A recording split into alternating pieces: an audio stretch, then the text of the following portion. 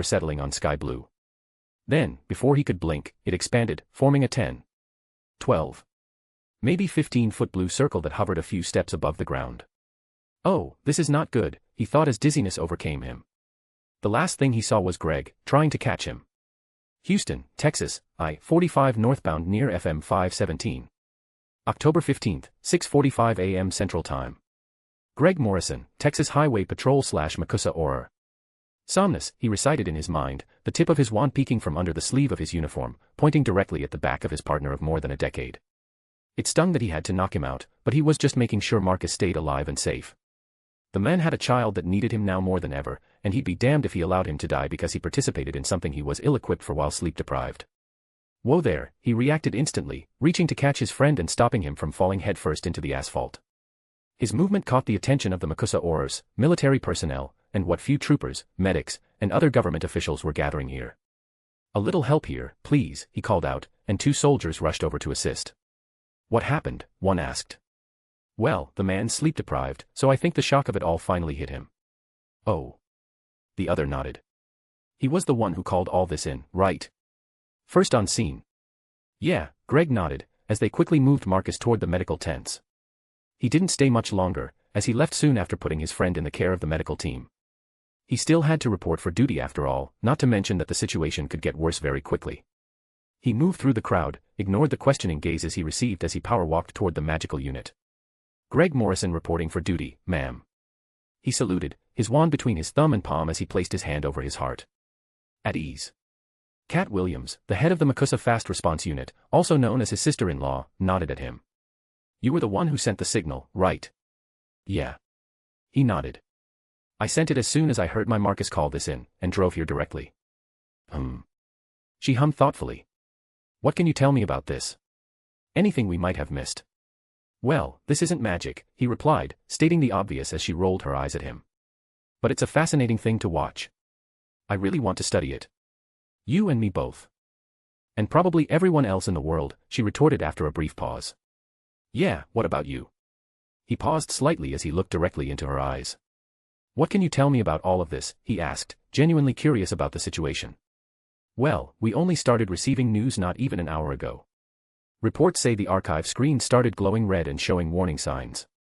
Then there was an attack by goblins in Italy not even 10 minutes ago, and apparently an angel saved them. She paused, probably to help him digest the bomb she just dropped. He only had one thought in that moment, though, a sarcastic retort that didn't leave his head. An angel. Yeah, right, and I'm the Easter Bunny. He shook his head as he listened. The news needs more verification, but the initial information we received from the authorities back in Italy and the church urged us to quickly deploy armed forces. So here we are. Kat continued her explanation in the same flat tone she used in official settings because she thought it made her seem more professional. Oh, so that's why the response was so swift. Even aerial support. He commented as he looked up, his eyes roaming over the helicopters and fighter jets circling the perimeter. Yeah. She nodded. The higher-ups sent us ahead as they prepare more forces to follow. If this turns into a disaster, they won't be able to defend themselves. What do you mean? Well, word is that the only reason Italy was quick to respond is because they have a more active policy when it comes to their government employees connecting to the archive, thus receiving a heads up.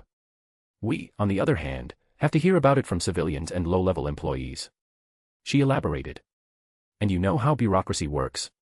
Yeah. He drawled, dragging his hand over his face. It was bureaucratic shit that had him move from New York to Texas in the first place. A beautifully worded demotion disguised as a promotion, despite the slight increase in pay, had him leave his post and turned him into a first responder unit member here in Texas. One that worked undercover with muggles, too. He didn't really hate the situation anymore. He'd come to love it here. Especially since he received double pay from both sides of the government. Something he was almost entirely sure none of the higher-ups on either side were aware of. He sighed and turned around, directing his focus back toward the gate. Much like everyone else was doing at the moment as they felt the very air vibrating. The tension in the atmosphere was suddenly more palpable than ever before. Something was coming out of the portal. He was sure of it. Soon, a reddish-brown leg, covered with what looked like slightly scaly leather, stepped out of the portal, followed by the rest of the body. He felt his shoulders stiffen. There was something about witnessing something absurd for the first time that he couldn't quite process in a few seconds. And he was a wizard. He could only imagine what those Nomage were feeling. He tilted his head, his mind working at top speed as he observed the monster that stepped out of the portal. The red, almost brown humanoid body. The reptilian head, eyes, and mouth. It looked like someone had experimented to see what a cross between a crocodile and a human would look like. His mind filed the details for later review. A kobold, someone shouted. He turned his head, but there were so many people here that it was impossible to find the source in a few seconds. Not that they had the time. The monster, now temporarily identified as kobold, looked around for a few tense seconds before letting out an inhuman roar and jumping over the obstacles, heading directly toward them. Reawar. It didn't succeed. It quickly found its head separated from its body by a spell. But they couldn't really celebrate, as more and more kobolds started to emerge. Their roars and dying shrieks blended together with the sound of firearms, spell incantations, and general chaos. He pointed his wand toward a kobold that seemed to want to break in a different direction and sent a Confringo spell at it, making it explode into green mist. He didn't have time to focus on one target alone, though. He soon pointed his wand toward the portal and cast a bombarda to blast the newly emerging monsters and give them a moment of respite. His thinking failed as more and more kobolds seemed to emerge, and he started to feel a little more tired by the second. He hadn't used magic at this intensity in a long while. He noticed they were starting to get more people injured despite their best efforts to shield the Nomage. Their squad was far smaller, and they couldn't focus on two things at once. He turned his head to see his sister-in-law bombarding the newly emerged monsters consecutively and couldn't help but shake his head. This might work for a while, but how long could she realistically keep this up? Attention all units. He looked up toward the helicopter and sighed as he saw the big gun mounted on it. He had a feeling this wouldn't work as a long-term solution either. Retreat to behind the first line. I repeat, retreat to. The voice was drowned out by the sound of the heavy machine gun firing. Rat-a-tat-a-tat-a-tat-a-tat. He took a moment to breathe and collected his thoughts as the numbers of monsters were culled. They didn't get to relax or celebrate, though. The monsters started stepping out in groups now. He didn't know if they could hear the dying shrieks of their kin from the other side, but that would certainly explain the new vigor they seemed to have. They quickly jumped into combat as soon as they stepped out, unlike earlier. Rat-a-tat-a-tat, click. The sound of the machine gun stopping was felt across the battlefield. Like someone had hit a pause button for a split second. The monsters didn't seem to care, though. They continued jumping, using the corpses of their fallen kin to help them reach higher. Chaos soon reigned on the street as shouts, incantations, gunfire, shrieks, and groans of pain blended together like a symphony of death. It was only when the monster seemed on the verge of gaining the upper hand that a sudden, overwhelming pressure weighed upon them. He didn't know what it was, but he instinctively looked up, with great difficulty, only to witness golden projectiles, arrows, he thought, falling down like rain. It was a morbidly fascinating scene to witness. Still, his eyes caught the sight of the source of the death rain, and he paused. His mind came to a screeching halt. That's an angel. That's a fucking angel. He didn't know how long it took his mind to restart working. He kept repeating the same phrase over and over, each time feeling more ridiculous than the last. Said angel was now descending upon the battlefield, his every movement seeming to carry a weight that was metaphysical in nature. Everyone and everything stopped. Even the monsters stopped coming out of the portal. What followed was him standing there like an idiot as he watched the angel seal the area surrounding the gate, if what he said was true, and heal those in need, pray for the souls of those who died, and move toward the medical tents to continue his healing. There was a strange, almost monotonous feeling in the air as everybody seemed to be processing what was happening at different speeds. Some muttered prayers. Others thanked God. Some cursed. But none seemed to find a shred of doubt that what they just witnessed was an actual angel. Despite how his features were covered in golden light. Despite how everything felt heavy and sluggish. It was only when one of the commanders responsible for a Nomaj army unit pointed a gun toward the angel and announced loudly through the megaphone, "Halt. Raise your hands in the air. You're coming with us." That the spell seemed to be broken. The angel just turned his head, looked at the commander, and made the most human sound he'd ever heard. The angel snorted. He fucking snorted. Derision and sarcasm seemed to seep out of him into the very environment. He and almost everybody present felt that. The angel just shook his head and took off into the skies, his form literally blurring into a streak of golden light at the speed he'd taken off. It was then that Greg's legs gave out, and he found himself on his ass on the asphalt. The only indication that he hadn't hallucinated all of this was the pain he felt from his backside. X_A/N, this chapter has been rewritten 2 times, so I hope you like it. Also, can someone do me a favor and join my Patreon/Hunter20 and convey my apologies to my patrons there? My app stopped working cause Apple is a bitch and made it so that the new update is only available on for new phones that support a new OS that my phone doesn't have. Smiling face with smiling eyes, thank you. Chapter 41, Side Story. October 14th, 7:45 p.m. Cassius White/Black. Cassius dragged himself back toward the common room, feeling a sense of disconnection between his body and mind. He felt out of sync. His body was in tip-top shape, energetic and ready for another physical training session. His mind, though. He felt exhausted, and just really, really spent. Like thinking was an effort he'd rather not have to make. He knew the reason for this, of course. He and pretty much everyone in Hogwarts had been feeling like this. And that's not even the worst part, he thought, sighing as he passed yet another sarcastic group of talking paintings. Look at him. You'd think he was working in a field all day without any help. I know. We fought wars, and even we didn't have that miserable expression. And they have Hogwarts healing them. They eat 3 to 4 times a day. Some even more. What else could they need? You don't have to remind me. The best food I've ever eaten was in these halls. Of course it is. Our house elves are professional cooks. Absolutely. Did you know they still have some recipes from Helga Hufflepuff herself? Truly. Of course. Cassius ignored them until they drifted from the topic. It was something he'd noticed a little too late, but was a helpful thing to know. Talking paintings have the attention span of a teaspoon. If you ignored them, they'd just move on without even noticing. Every time. It was amazing. Not that it's easy, he admitted to himself. It was so hard to stop a retort from coming out of his mouth sometimes, but he'd learned the hard way, through repeatedly escalating nonsensical arguments, that this was exactly what they were looking for. They were bored out of their minds. And if by some miracle you won, well, that was a one-way ticket to having to deal with Peeves' pranks and whiny, moody paintings. So yes, ignoring them was probably the smart thing to do. Even if he wanted to point out that none of them had ever experienced what he was feeling right now, but they'd just call him a crybaby brat or something. He wasn't. He really believed he wasn't.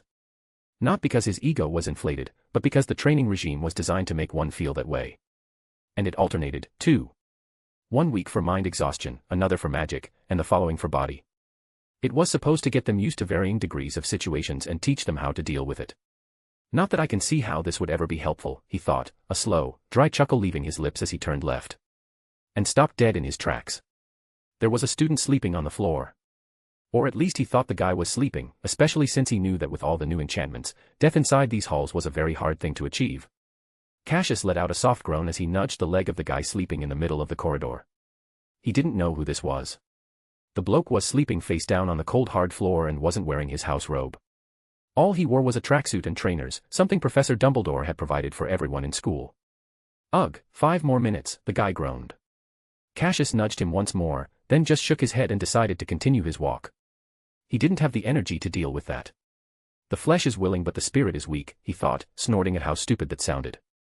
He could think of something that neither his spirit nor his flesh was ever weak enough to do, but... who gives a fuck? He shook his head. It took him 3 more minutes of walking and 2 more of standing on the shifting stairs, waiting for them to return to the correct course because someone thought it would be funny to cast a confusion spell on them. They hadn't been back to normal since this afternoon. Damn you, George Weasley. After finally arriving in his common room, he walked toward the corner underneath the stairs, where a small armchair was set up.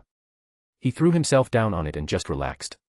Not physically, he still felt like he could run a marathon, which he probably could after all the training, but mentally. Sitting down allowed him to stay calm, and that helped free a little space for his brain to squeeze a few more cells together to try and reconcile what was happening. It was a confusing feeling, to be mentally spent yet physically ready to party. Cassius. There you are. He lifted his head to see who was calling for him. Neville Longbottom walked toward him, one of the few people around Hogwarts who seemed to blossom thanks to the intense physical training. What is it, Neville? He asked, his voice coming out all lazy and drawn out.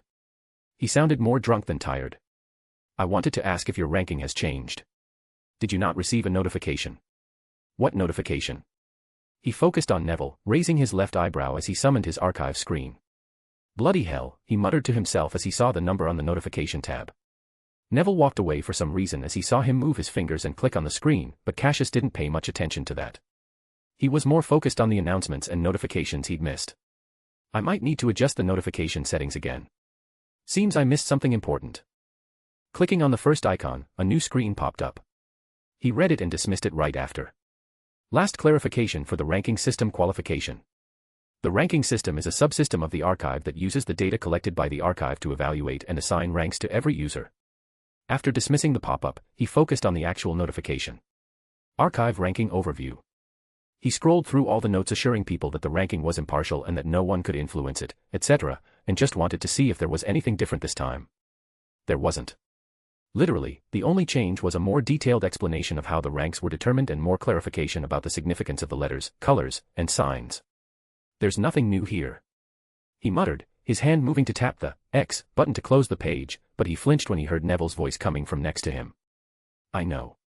Did you read Professor Dumbledore's note? The one where he says that's the last explanation he'll ever post, and that if one still can't understand it after that, then they probably shouldn't be allowed to hold a wand. He turned his head to the right, and there he was. Neville, sitting on an armchair of his own. So that's why he walked away earlier. He nodded to himself, understanding the situation. Well, he's not wrong. He did his part and continued the conversation like nothing had happened. I know. What's so complicated about the ranking system?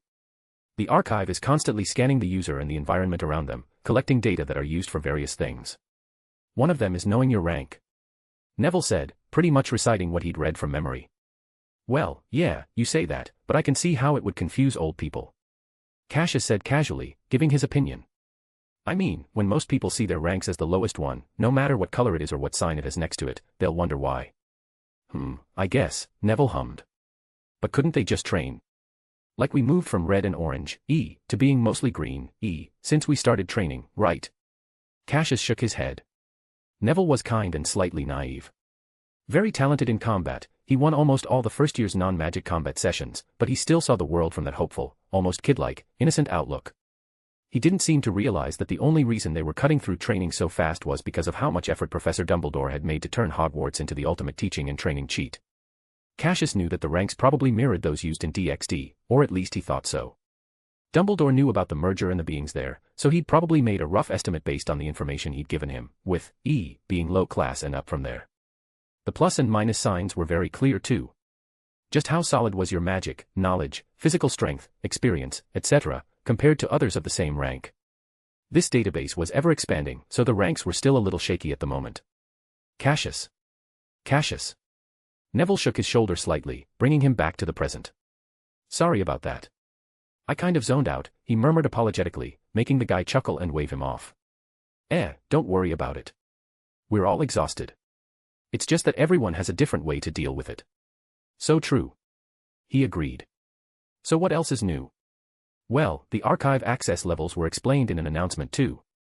But that pretty much depends on a few things: how strong the mind is, how much magic one has, the level of knowledge and mastery one has, and inclination. Inclination? Cassius inquired, tilting his head slightly in confusion. Yeah, there was even a funny note from Professor Dumbledore at the end of the explanation that said something like, Neville paused, rubbing his head. Yeah, I'm pretty sure it said something like, and before you start asking how the archive determines someone's inclination, no. No, it was like this, and please refrain from any inane inquiries about how the archive would know your inclination, as it is a magical construct that's constantly recording everything about you, so it's safe to assume it knows. Cassius blinked, opening his tired eyes fully and looked at his friend. Really? Yeah. It's funny because it's kind of true, and it just called anyone who will ask that stupid. Okay, I can see how that's funny. Cassius conceded. He was sure only Dumbledore could call everyone stupid and get away with it. Still, he made a note to himself to check that later too. So do you want to go and play Exploding Snap? Neville asked, looking expectantly at him. The only reply he received was a deadpan expression, making him chuckle and rub the back of his head. Okay, fair. I'll go look for the twins, then.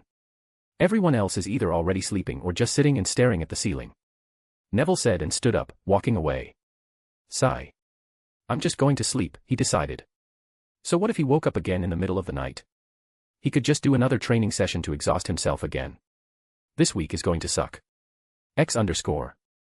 X_A/N, first side story that I used to explain some of the mechanics of the system and stuff. There will be one or two more before we continue with the rest of the story. Thank you. Chapter 42, Side Story 1, Part.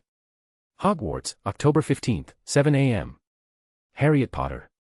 Walking through the small crowd of fellow Gryffindors in the common room, a morning scowl on her face and lazy energy in her steps, she nodded slightly, once again, to return a greeting from someone she didn't bother to turn her head to see. She was not a morning person, and everyone knew that by now. It just so happened that, apparently, that wasn't an excuse to be late for breakfast or class. So, to fend off lazy morning thoughts, she opened her archive screen, checking if there were any new messages. There were none. Or more accurately, there were none that were important. The tone of chat messages was frankly just gossip and girl talk, and Hermione was just spamming emojis. Still, she did respond to her friend, even if she wanted to beat the living daylights out of her, informing her that she was on her way. She scrolled down and found Sirius's chat, still on read, still ignoring all her messages, and she couldn't help but sigh. So what if I said I didn't trust Cassius enough to be in the family home? She complained inwardly, knowing full well that she might be overreacting or entirely wrong, but she just couldn't help it. She grew up under the tutelage of Amelia Bloody Bones. She knew how to read expressions, even if she was a novice at it. She knew to trust her instincts, and she knew not to let anyone suspicious come close unless their intent was verified. So what's his problem? She scowled as she sent a moving image, a gif, according to the archive, of a stick hitting a dog on the head. She loved her godfather, truly, but by Merlin, that man was so frustrating. Now, it wasn't like the idea that she might be slightly exaggerating, and maybe, just maybe, about a 20% chance she was wrong, hadn't crossed her mind. But until proven otherwise, she wouldn't believe it. She had gone through all her memories of Cassius since she first met him, and she saw a clear pattern of ulterior motives. The way he chose to sit in her compartment on the train. The way he kept bringing up different topics to talk about. The way he brought her and Hermione together while muttering something about, as close to canon as possible. There were a lot of such instances. She'd chalked them up to him being a bit of an oddball at first. She'd seen her fair share of those. Plus, there was all that Hogwarts excitement, magic and school and everything, so she might have just not noticed much at the time. But now I do. She frowned and let out a long exhale as she finally arrived in the Great Hall and walked directly toward the Gryffindor table, taking a seat next to Hermione. Look who finally graced us with her presence, Hermione joked as she sat down. And you should be grateful for, she paused and sighed. Ah, it's too early for this.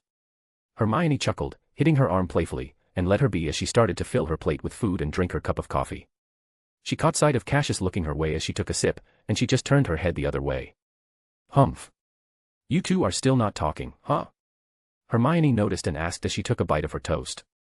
I'll talk to him again when he comes clean with everything, she replied, eyeing her plate to decide what to start with. Didn't you discover that you're cousins or something? What happened with that? Lavender Brown, aka the Gossip Queen, interjected. Hermione rolled her eyes, and Harriet took a deep breath, stopping herself from saying something hurtful. She knew why Lavender was interested in the topic. Apparently, the girl who lives love life was already a topic of discussion, and the situation with Cassius was not helping her case. Nothing, really, she still replied. Cassius said he already has a family back in the Muggle world and that he'll think about visiting Sirius during the holidays. And nothing else. Is that why you two broke up? Lavender threw her fishing line out, making Harriet laugh at how silly that sounded. What? Why are you laughing? Nothing. I just thought of how silly that sounds. She shrugged. So you two are really not in a relationship? No, we are not. So it's okay if I want to ask him to snog, right? By all means. Harriet nodded and took a bite of her food, chewing slowly and completely uncaring about who dated Cassius. She had thought, at first, that maybe that was his motive, but she'd thrown the idea out of her head soon after. As it was now, she wasn't really interested in the motive as she was in the beginning. Now she just wanted to know what, how, and why he seemed to know things about her that she herself didn't know. She had not forgotten how he reacted when she told them about the Horcrux and how she killed Voldemort. If he knew things like that, then how did he know? What else did he know? This might be the future director of the Aura department in me talking, but something about this whole situation smells fishy. X_. Hogwarts, October 15th, 7 a.m. Cassius white/black. He sighed as he saw Harriet give him the cold shoulder. This was becoming more of a distasteful chore than a friendship by now. He wished he could go back and beat his younger self and tell him to try to learn how to be subtle, but that's impossible now. And it's not like telling her is helpful at this point, he confessed to himself. He knew that his relationship with her would probably never return to what it once was. The spontaneous, innocent, and platonic aspect of it was gone forever. Was it even considered a platonic relationship if I wanted her in my harem? He asked himself, before pausing. Of course it counted. Until I was 8 inches deep in her, everything else could pass as platonic. He nodded to himself, fully convinced his logic was sound.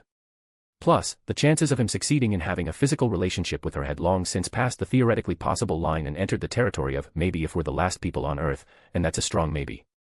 Yeah, the discovery of them being cousins, distantly related by blood, as it may be, had only hurt his chances with her. Yeah, that was not a fun talk. He grimaced, remembering how awkward the familial ties discussion between him, Sirius, and Harriet had gone. Him discovering that he was a black by blood was not really much of a news to him. Harriet's attitude during it didn't help either. Sirius seemed genuinely happy about the news, but the overall situation didn't sit right with Cassius, so he came up with a lame excuse and walked away. It was not like he was hurting for money.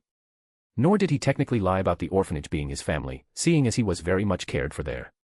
He just didn't want to seem eager to join the family, especially since Harriet was suspicious of everything about him.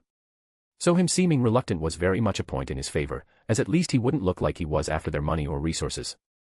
And it's not like I need anything at the moment. He truly didn't. The archive showed him a clear path to power.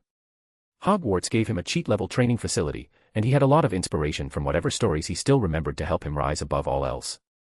If everything went as he thought it would, then he would probably be Satan class in a few years and maybe find a way to gain eternal life.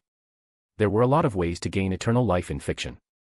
He could probably create some pulled-from-my-ass magic that did just that. And then I can have my own harem and live the high life. He sighed dreamily but was interrupted by someone elbowing him. Heefk. He grunted and turned his head to the left, only to find Neville looking at him with a raised eyebrow.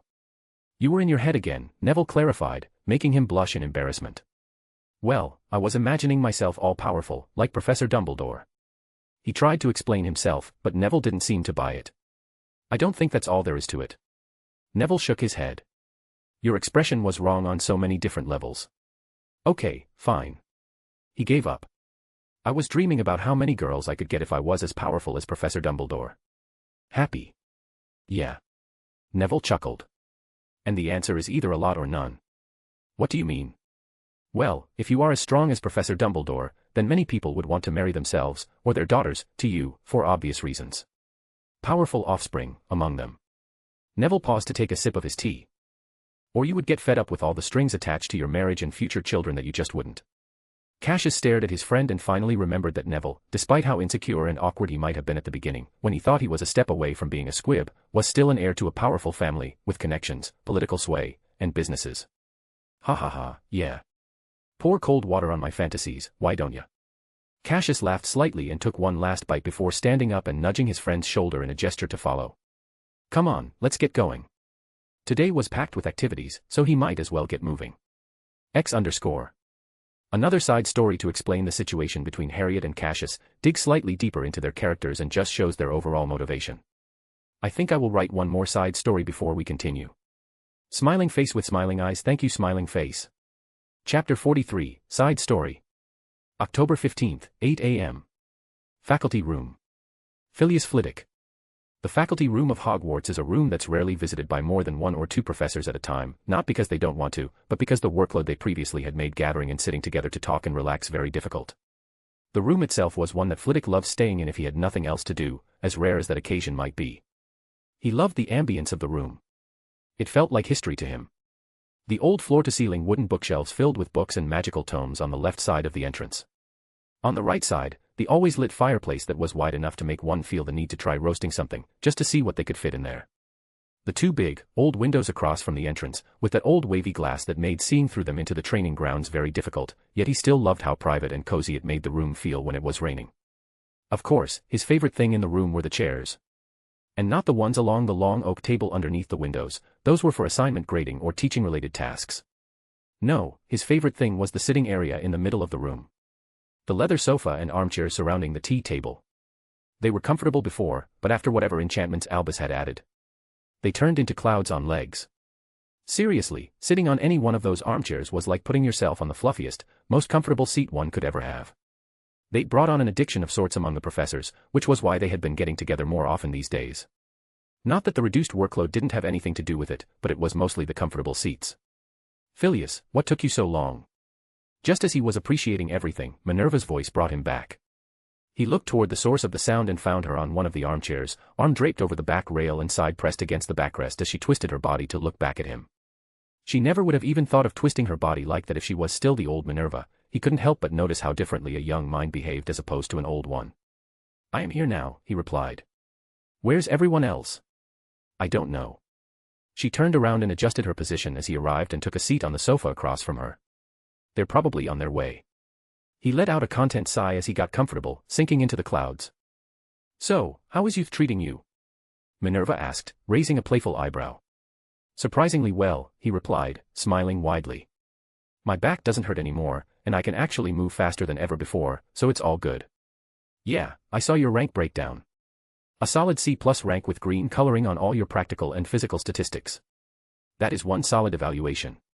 Of course, I only need to delve more deeply into developing my magic circle more, studying magic theories more comprehensively and maybe take a swing at spell invention to overtake you." He gave her a challenging smile.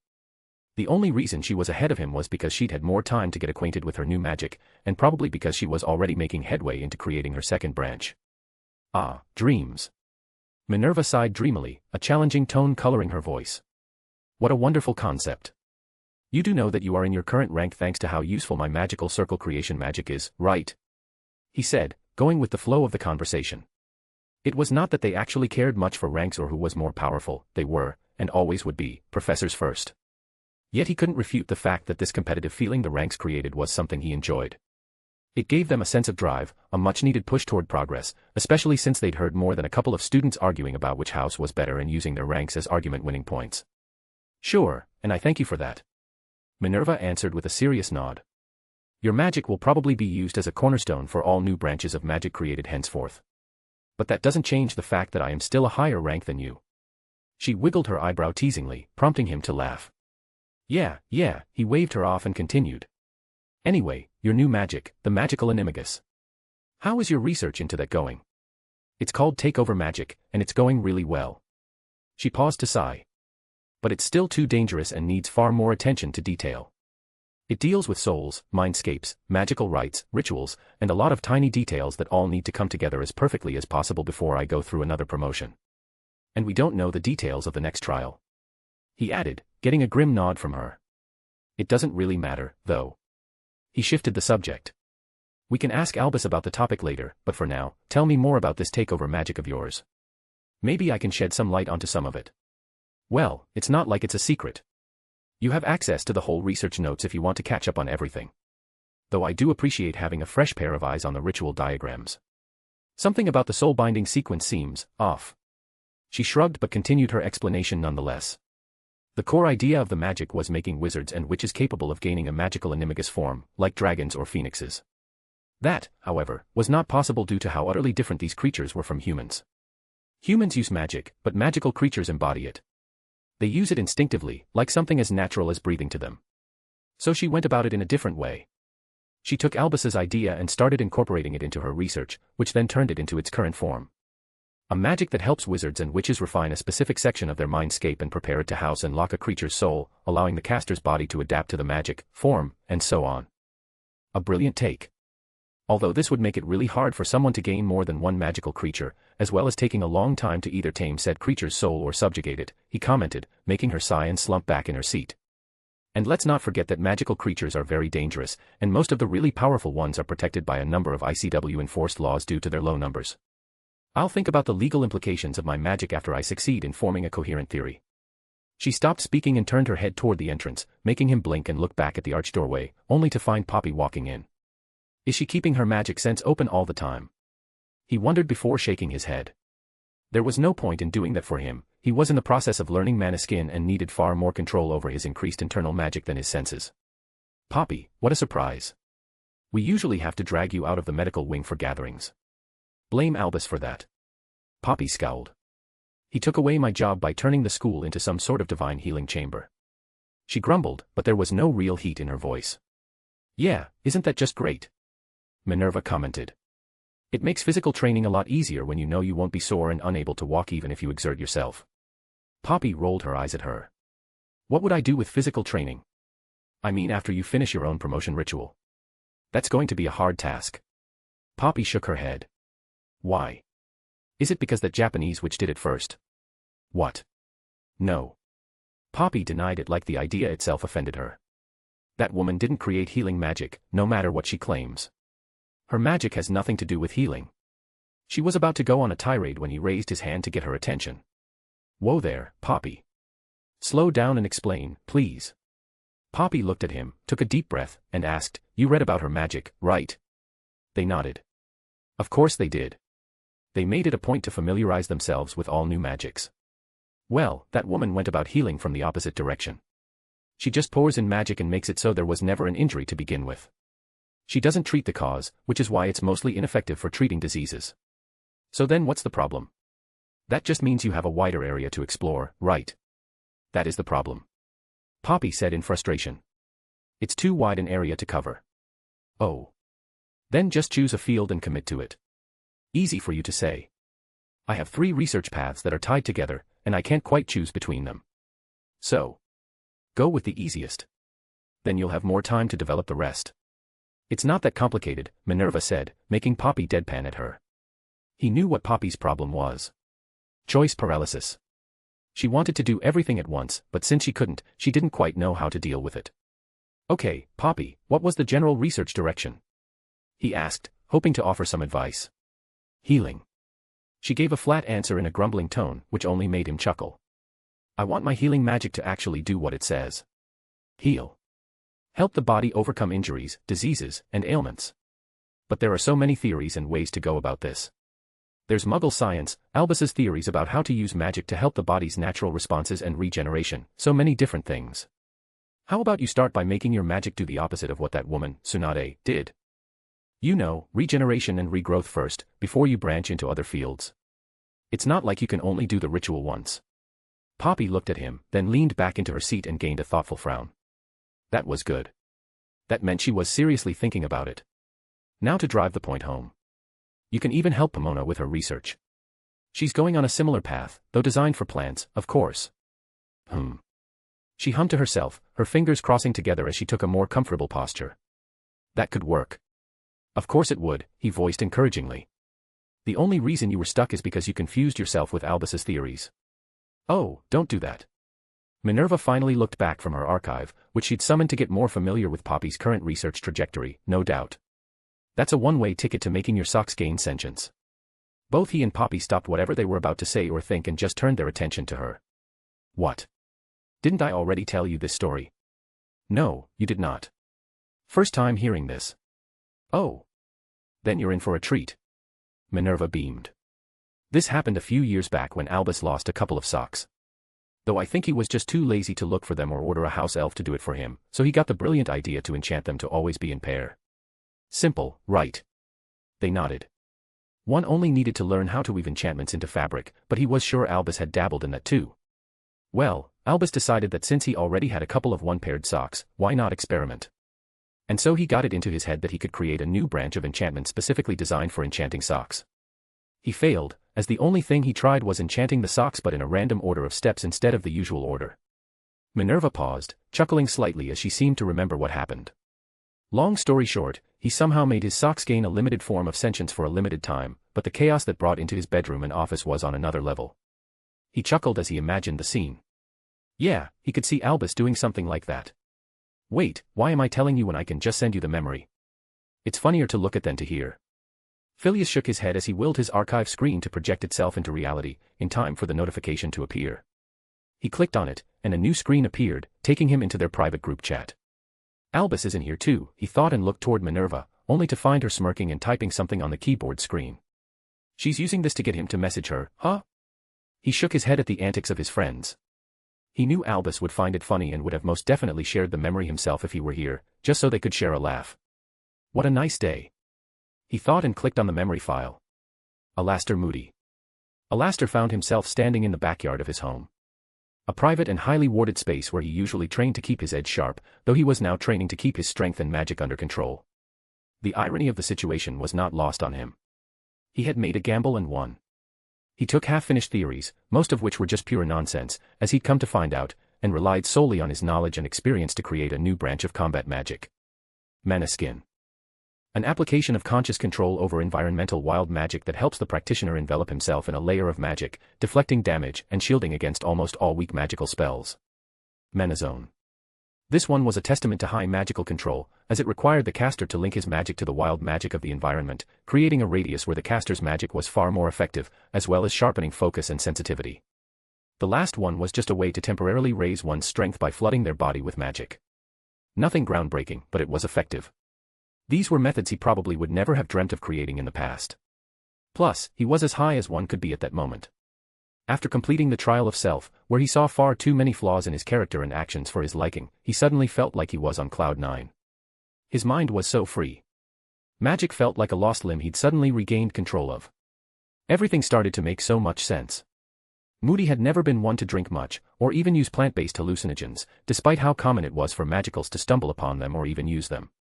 But if he ever did, he couldn't imagine it ever topping that feeling. Just remembering that state made something in his soul ache.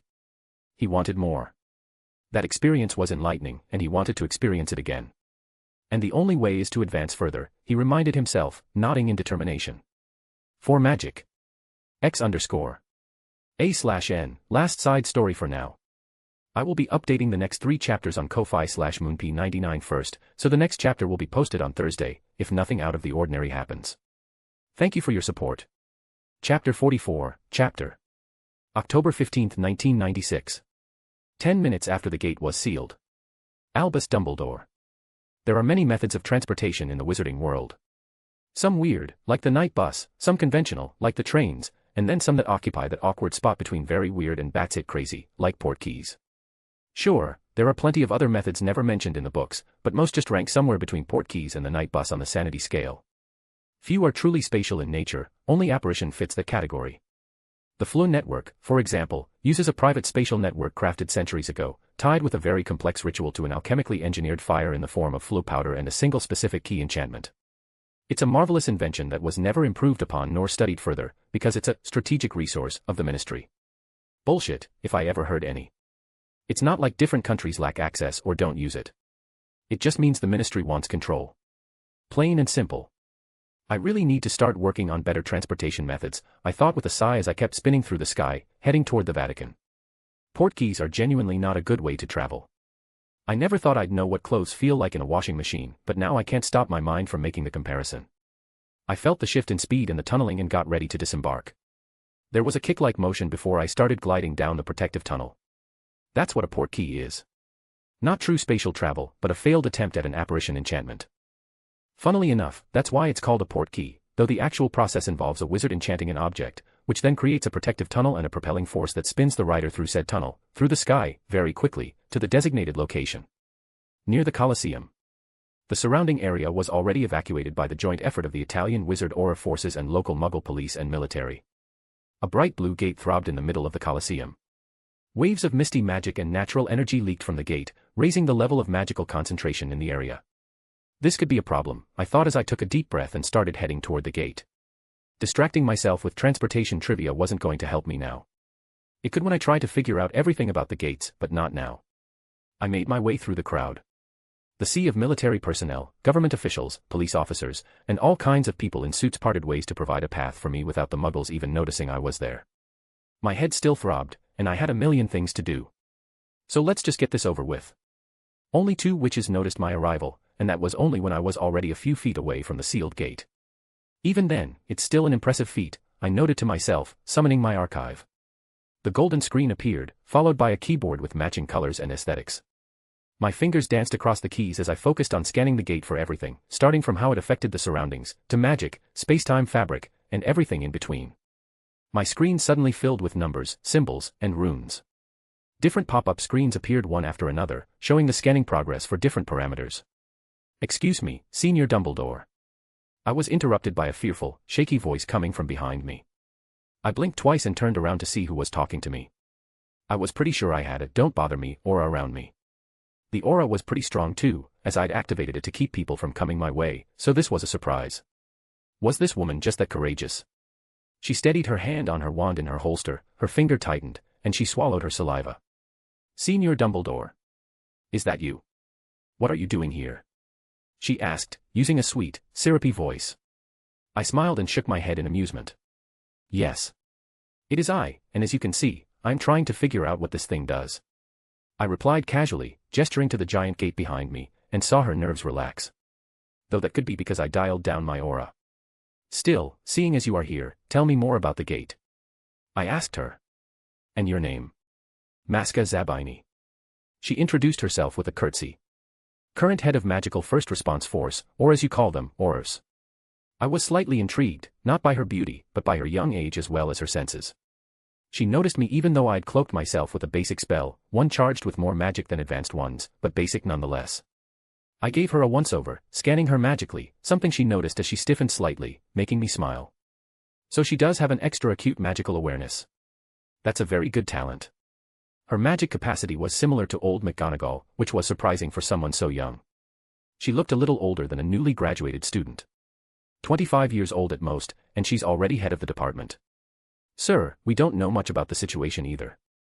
There were monsters, similar to goblins according to all the eyewitness testimonies we gathered. There was an angel too, according to them." She paused, her eyes darting all over the place. Sir, do you think it's true?" "The angel, you mean?" I asked. She nodded quickly while checking around. "Ha ha." I laughed slightly. "Why not? And if it's true, then that would be interesting, wouldn't you say?" She looked at me as if I had grown a second head before schooling her expression quickly. The Italian wizarding community was one of the more vocal ones when it came to ridiculing me a few weeks ago about the whole divinity trace thing, along with the French, American, and German. It's nice to see things go according to plan, even if by accident, I thought smugly. It feels even more exciting for some reason. As if remembering something, Zabini started talking again. "However, there's something weird about the creatures," she added. After a few minutes, their bodies disappeared, leaving only this. She showed me the pale blue crystal that had dropped from the creatures' bodies. "This is magic," I thought. "This is a crystallized magic stone." I picked it up from her hand. The magic of the stone brushed against my own. It felt smooth. Like silk. Okay. I'm pretty sure I figured out what that idiot A was thinking. He was treating this reality as if it was his own game. I scowled slightly before sighing as I saw the young woman flinch. "Thank you for the information, Miss Zabini." I smiled. I have more work to do here. Anything I discover will be shared through the archive later. "But sir." She stopped mid-sentence as I gave her a look. "Miss Zabini," I said slowly, "I advise you to get yourself and all those under your command and wait for further information. I have a second gate to check in the USA after this, and spatial travel is not working due to obvious reasons. Oh, and please do deliver my message for me. Do not do anything that endangers the wizarding world without my notice. This is my order as the Supreme Mugwump." She backed down and nodded seriously, though I could feel her fear and trepidation. I turned around and continued my work. It took me a few more minutes of scanning before I took the second port key from my pocket, sighed in resignation, and used it again. Time for another wash cycle, I guess. Texas, 10 minutes after the gate was sealed. Albus Dumbledore. The air turned dry as I landed in Texas, though I didn't really have time to ponder the weather. My mind was occupied with deciphering the data I'd collected so far, so I was understandably single-minded in my focus as I started heading toward the gate. The magic concentration is a lot higher around here than in Rome. I noted this concerning fact once more. My concern stemmed from the fact that magic, after passing a certain concentration threshold, is toxic to the average wizard or witch, and outright fatal to muggles. There's a reason olden times magicals had their own secluded communities. And if every gate keeps expelling energy like these ones did. Yeah, ROB's mission for me just keeps making more and more sense. I shook the thought out of my head as I walked past all the people crowding the scene. There were a lot of wizards, military personnel, and scientists coming through the blockade with huge vans and trucks, as police and agents helped them navigate through it all. I can honestly say this was far more chaotic than Rome. Then again, it's morning, so it's understandable, I think. Chuckling lightly, I found myself standing well past the seal and right in front of the gate. I could hear shouting coming from behind, no doubt wondering how I'd bypassed the seal while they couldn't. I didn't feel generous enough to indulge them for now, so I just focused on making sense of what I was reading. What the fuck is this supposed to mean? I thought, frustration making my headache flare up again.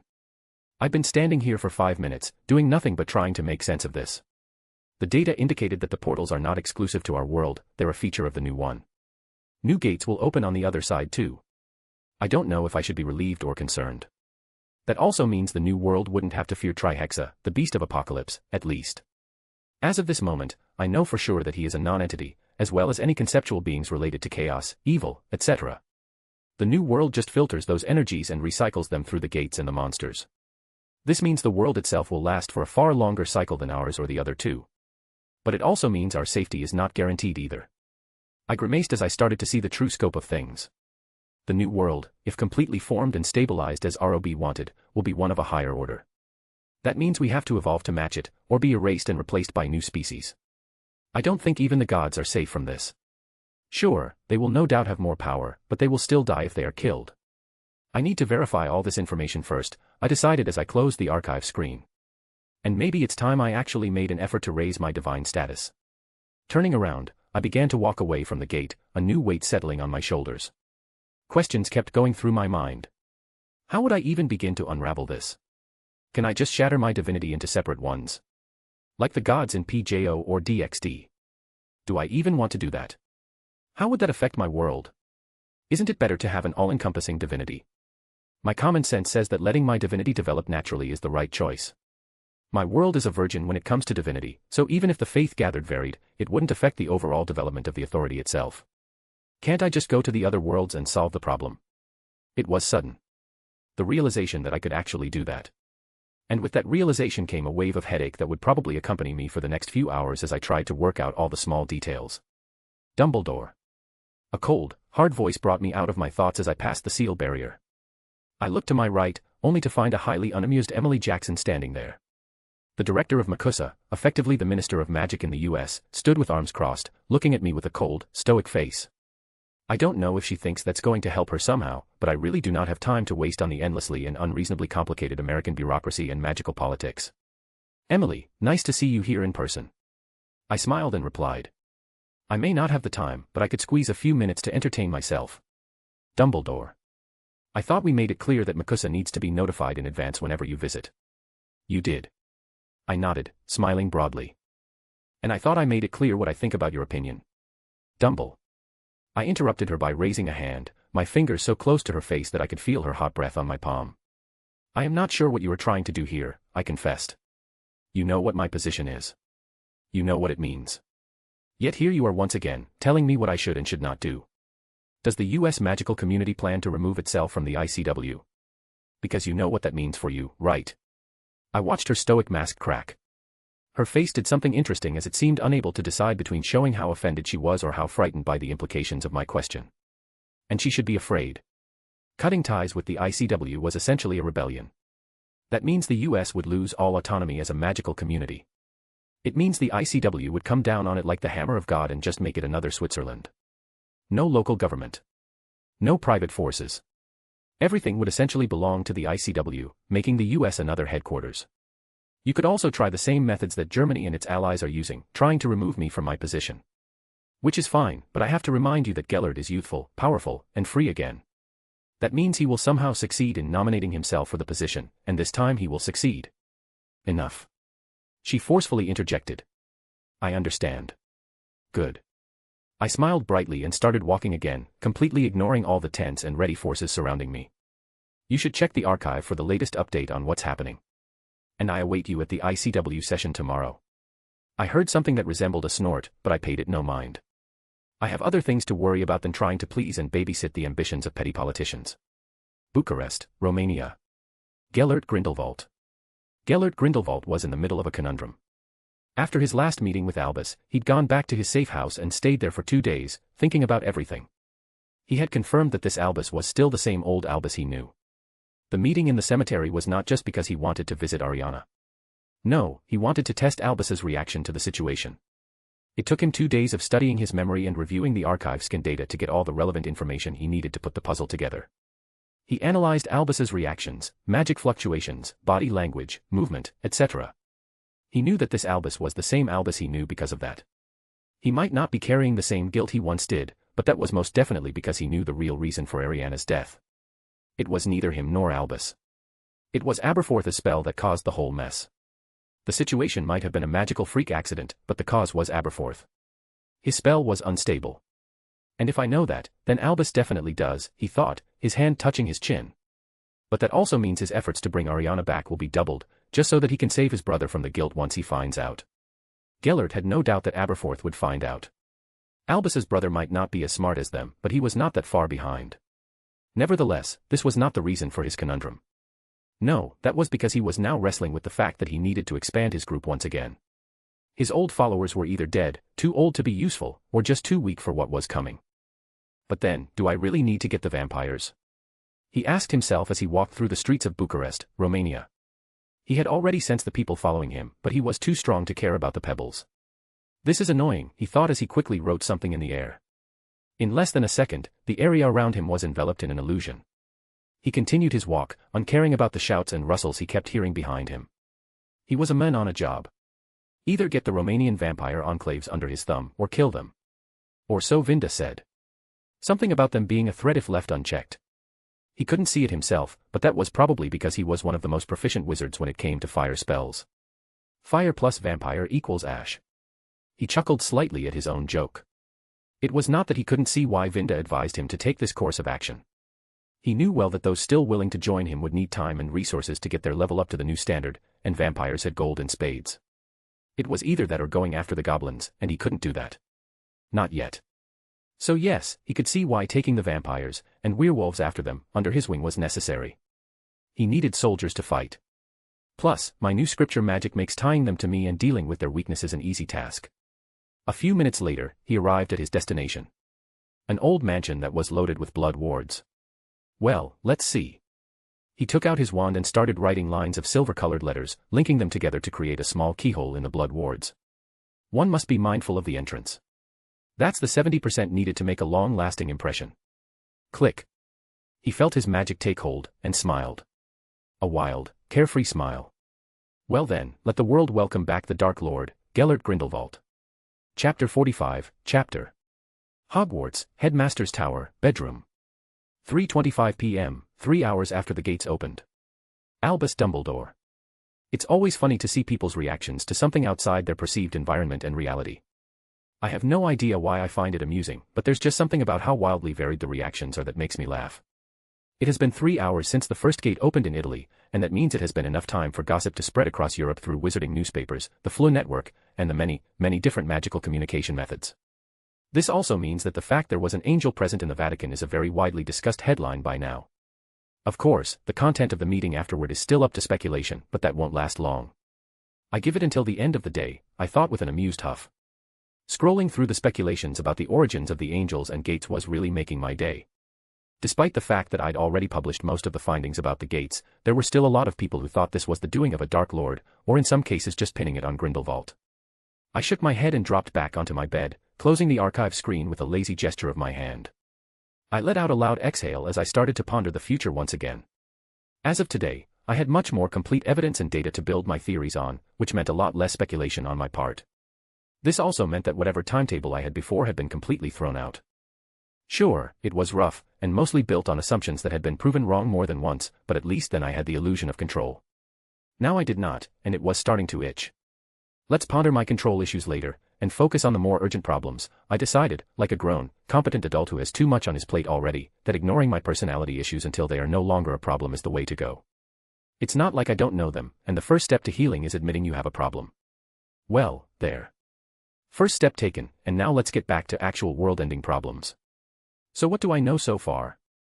I asked myself, stroking my beard as I closed my eyes. It might look weird to an outside observer, but lying in bed and thinking is a very good method. It tricks the body into relaxing while the mind is busy. So, divinity. I muttered thoughtfully.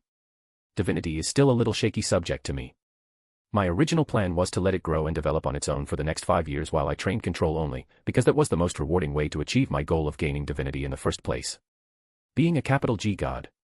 I wanted my divinity to be comprehensive. All-encompassing. And I still do. Because having such divinity, one that has the weight of an entire world, would have made my position in the post-merger world unquestionable. But that's all in the trash now. I grimaced as I thought of abandoning my plan. Or is it? A sudden flash of inspiration hit me. Couldn't I just tweak the nature of my plan just a little? Instead of just waiting until my divinity fully matures, I could make it so that it functions like a skill tree, with various individual concepts and authorities unlocking either automatically or manually. I sat up on my bed, my mind buzzing with ideas as I paused almost all my other parallel thoughts and minds and directed them toward my new idea. It felt like time suddenly slowed down to a crawl, with questions, answers, and theories popping into my head from all sides. That won't work like. No, it will. I just need to figure out how to change the faith distribution and conversion ratios. No, it really won't work. This still counts as fracturing divinity. Yeah, that would leave my world vulnerable to outside interference. No, it won't. I don't really need to unlock all authorities individually. At all. True. The skill tree will still be an all-encompassing divinity, and I can just unlock the one authority I need right now, which is miracle, while leaving the rest as is. I don't know. Still feels like something is missing. No, that could actually work. Unlocking the authority of miracles does not really affect my divinity all that much. My divine energy and self-generated faith will still grow at an unprecedented rate thanks to my supernatural reactor. Not to mention that I can divide the skill tree however I like. This idea might actually work. And it will allow me to plunder domains and authorities of others if I ever go to one of the neighboring worlds. My thoughts buzzed, different opinions flying around, methods and theories getting either rejected, accepted, or refined, all while I debated with myself on the validity of my idea and how to go about executing it. Looks like I will not be getting any rest after all. I shook my head and jumped off the bed. A giddy feeling, like butterflies dancing in my chest, urged me to hurry up and head toward my laboratory. If I could actually make that idea into reality, then some of my plans might be salvageable. I grinned as I hurried out, not bothering to change my nightgown. I deemed it comfortable enough, and I was busy. It might have been the hope that my success would bring back my control over the current situation, or it could just be me being too curious about how this whole thing would go. I don't know. But I was feeling very motivated at the moment. The maniacal smile on my face might not indicate such, but I truly was looking forward to testing and verifying all the input and tweaks I was thinking of every second. How exciting. XXX. Meeting Chamber Number 3, ICW Headquarters, Switzerland. October 16, 10:30 a.m. Perenelle Flammel. Perenelle was bored. Extremely bored. She had agreed to accompany Nicholas to this meeting because she lost their bet, otherwise, nothing in this world could have forced her to be here. 3 seconds, she lamented to herself. If she had opened her eyes as soon as she was done with the ritual, she would have been the winner of the bet. But no, she chose to take a deep breath and soak in the post-ritual bliss she was feeling. Ugh, just thinking about it makes me mad, she huffed in irritation, elbowing her husband for what might have been the 100th time today. She could have been home, sitting in her lab, experimenting with her new magic, and maybe trying the new magic control exercises she found. Now she had to sit here, smiling softly and acting wise while listening to bumbling idiots who didn't know the first thing about magic or what was happening. "When's Albus coming, Nick?" She turned her head and said, her voice only heard by her husband alone. "I sent him a message just a moment ago, he said he's coming." Nick turned to her and replied, his youthful face full of exasperation. She smiled slightly at the sight. This was good.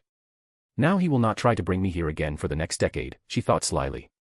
She wasn't really bothered by losing the bet, Merlin knew she had lost so many of them over the decades. She was just bored, and this meant she had to bother her husband too. And this has nothing to do with the ranks at all, she reminded herself. She had to repeat that more than once a day to believe it, otherwise, her husband would find out, and that's just not a good look on a lady. Yeah, her rank depended on how far she could take her new magic. And how fast? And with only 2 weeks until the end of the month, she had to be the one ahead. Her enchantment magic was so much better than her husband's, and she needed to hear him say that. Sigh. She sighed inwardly, leaning back on her uncomfortable high-back chair, a fake warm smile on her face. The end of this meeting could not come soon enough. XXX. Meeting Chamber Number 3, ICW Headquarters, Switzerland. October 16, 10:30 a.m. Nicholas Flamel. Nicholas pursed his lips together to suppress an exasperated sigh from escaping, while inwardly scolding himself for his most recent bad decision, making his wife accompany him here. He knew his Perenelle wouldn't be mad at him for long, especially since she'd gotten her spark of competitiveness and drive back. She'd most likely forget about all of this while experimenting with her new magic later. But just in case she does not, I should think of a gift for her, he reminded himself, not that there was anything left in the world that he had not gifted her before. Maybe a new kind of alchemically created roses. He filed the idea as an option for later. He knew his wife, and she did love her roses. Or maybe a new in-house garden. He furrowed his eyebrows slightly to suppress the ideas that kept popping into his head. It all depended on how angry she got later, after all. I really should have done more research on the ritual before all of this, he lamented his situation as he spied his wife's mood from the corner of his eye. They had been wrong about almost everything concerning it. They thought they would not be affected as much as most wizards considering they were physically immortal, but they were wrong. The ritual's effect was more than just giving them a bout of enlightenment. They were no strangers to those. What the ritual did was connect them to the world in a way they had never before thought possible. They were judged and rewarded based on their success. Just remembering the experience makes me wonder how and why Albus was the first to encounter such a thing, he thought, a little transfixed with Albus's luck. He had theorized a lot since he woke up from his ritual, and the only thing he could come up with to explain everything was either a fascinating amount of luck or divine intervention. Before yesterday, he believed in luck more, but after the whole angel thing, he wasn't so sure anymore. Still, all of that wasn't really important, much like the chatter that was happening next to him. It's Grindelwald's doing, I tell you. How could Grindelwald do any of this? And when would he have the time to set all of it up? The what? Don't tell us you believe Dumbledore's crazy idea about dimensional invasion. Of course I do. The men said we were on the verge of war with outside beings long before the so-called gates opened yesterday, and he was proven right. Much like his talk about divinity and gods. Don't start this again. The data in the archive is clear and everything is explained in a way that most competent wizards and witches would understand. Do you really think I would connect myself to such magic? What if I am then cursed under the same spell you all are under? Nicholas rubbed his forehead in a preemptive strike against the headache that would no doubt ail him if he continued to listen to that nonsense. They had been going in circles again and again. Different people discussing the same topic with different opinions. The only reason this whole stadium hadn't erupted into chaos of spells was the weight of his and Perenelle's attendance, as well as how severe the consequences of such actions would be. I pity you, Albus, he thought. You are going to have your hands full with whatever it is you are planning. And he meant it. He might not know what Albus was planning, but he had a few guesses. One does not hand over power to every Tom, Dick, and Harry without having much larger plans. XXX. Meeting Chamber Number 3, ICW Headquarters, Switzerland. October 16, 10:39 a.m. Albus Dumbledore. The soothing sound of Fawkes, my phoenix, silenced the room as I made my entrance in a show of flame and magic. An entrance grand enough to be worthy of the strongest wizard alive. The room went silent as if under a spell. Eyes locked on me as I stepped through the flames that appeared a few feet away behind my seat. I didn't enjoy these shows of power as much as I did the first time, but that might have been because I was exhausted and without a wink of sleep. It could also be because I didn't get to show off myself and kept my magic on a tight leash this time.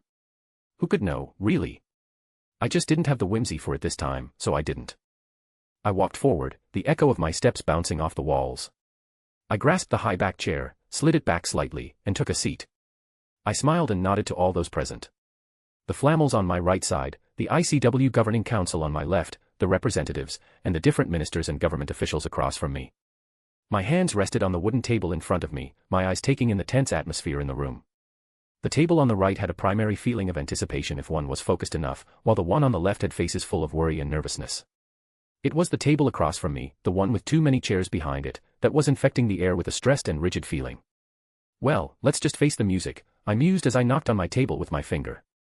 The sound broke the silent spell that seemed to have overtaken the room. Welcome to everyone here, I said, my tone soft yet my voice heard by everyone. I let the room breathe for a second before continuing. We are gathered here today to discuss a great many things, some of great importance and urgency and others less so. The witches and wizards gathered in the room were now looking at each other as they waited for me to continue. Unfortunately, I do not have the time to indulge every little problem today, as I have not had a wink of sleep in the last 24 hours. So, in order to achieve the best results of today's meeting, let us highlight the most important topics of discussion for today. I saw most people nod in agreement, but I didn't miss the dissatisfied grumbling or eye-rolling either. I ignored it, sure, but didn't miss it. Now, I clapped my hands. The most important topics of discussion are the gates and the angel. Are we in agreement? Yes. A chorus of agreement filled the room. Alright, let's start with the gates topic. Is there something that was not understood after the update I shared through the archive yesterday? Now is the time to ask if you do. Excuse me, Supreme Mugwump. One of the people on my left side raised his hand, making me look. Would you look at that, I thought. Gregor Volkov seems to have a new scheme. I suppressed a smile as I thought of the previous head of international security. One of the people vying for my Supreme Mugwump seat. Yes, Mr. Volkov. I answered, gesturing to him. The floor is yours. Thank you. He replied evenly. My concern on the topic is that you seem to have ignored all ICW disaster and anomaly procedures and simply reported everything to the world, treating said process as if it were a common courtesy rather than what it is, an old, tested, and operational system of our governing body. Is there a question there?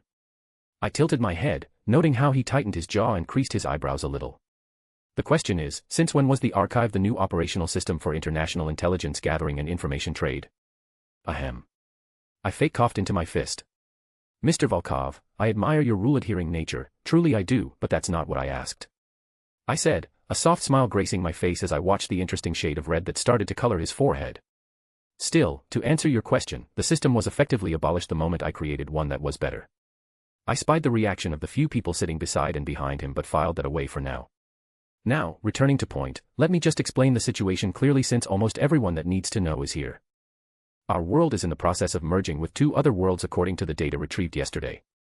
Said merger is an extinction-level threat to our world and its inhabitants, be they magical in nature or mundane. And how would you know that? Someone asked, and I didn't really bother to even look at the source. I know that because I spent the last few weeks as well as the past 24 hours scanning and collecting data on everything concerning the dimensional invasion, world merger, and gates. Said data shows that the level of magic in the immediate areas around said gates in Rome and Texas is alarmingly rising, and if it continues as such, then by this time next week, Muggles will not be able to live within a 1.5 to 2 kilometer radius around the gates, while wizards will find it difficult to live there after a month. For a few seconds, silence cloaked the room like a thin transparent cloak. Not even a breath was heard, and it broke just as easily. That's not possible. It can't be. Are you sure? Do you have any idea how high the magic concentration needs to be for such an event to happen? Silence. I hit my table softly, but the sound amplified by magic felt like a thunderclap. I will say it again.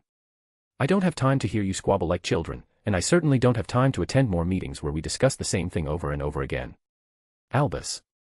A soft voice calmed the irritation I was starting to feel instantly. I looked to my right and saw Madame Perenelle give me that tight, schooling expression she used to give me when I studied with them back then. I sighed softly and smiled back at her. Albus. Most of us saw the data, she continued. We know all of this already, and those who do not can simply connect to the archive to learn it or be left behind. She gave a stern look over the room, and I saw a few people duck their heads and avert their gaze.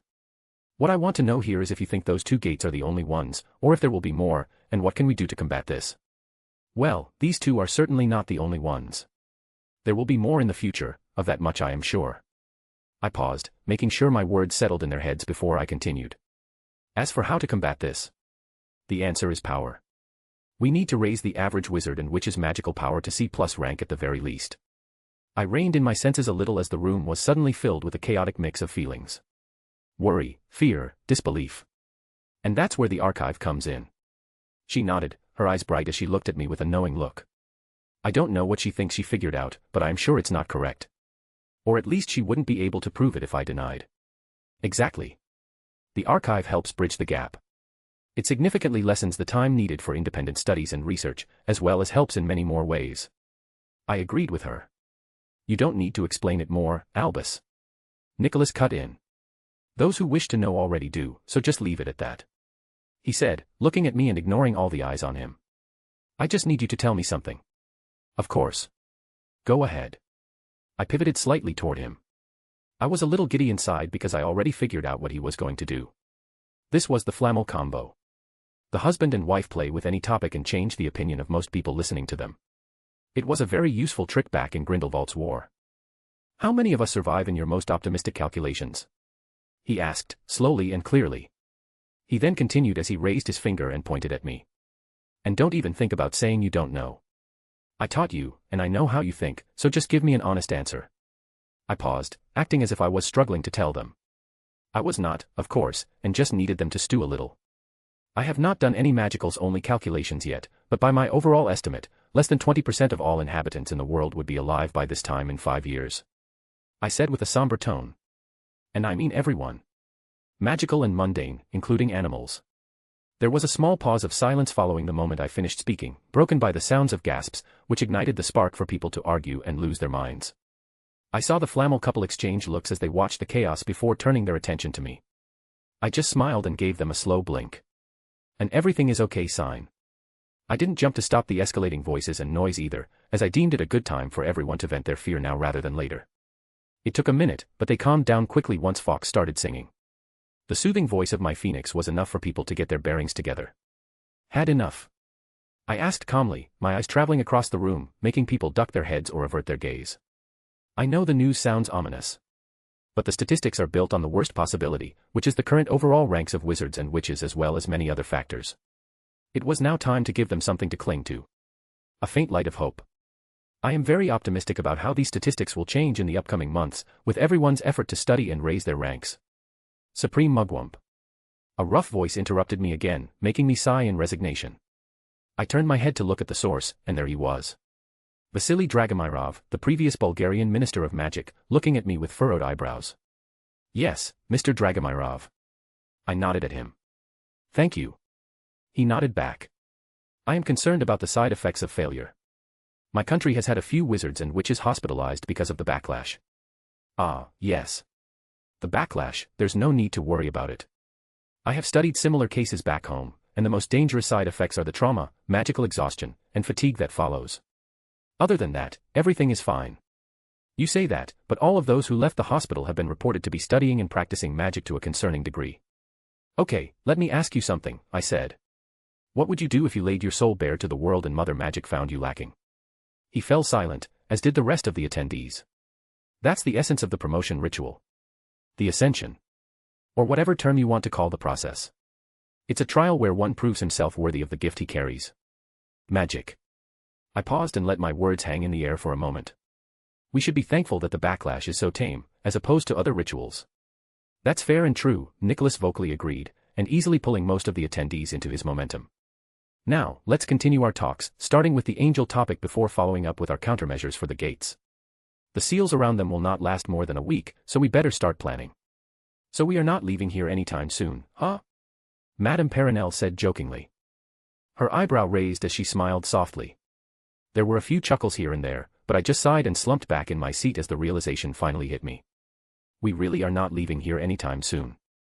It's not that I didn't know that coming in. It's just that I was so focused on a lot of different things that this simple fact just registered to me. This is going to be hell. X_A/N, no, I don't plan on dropping this story. I just happened to be busy and didn't want to write much. Chapter 46, Chapter. Meeting Chamber Number 3, ICW Headquarters, Switzerland. October 16th, 2 p.m. There's no use.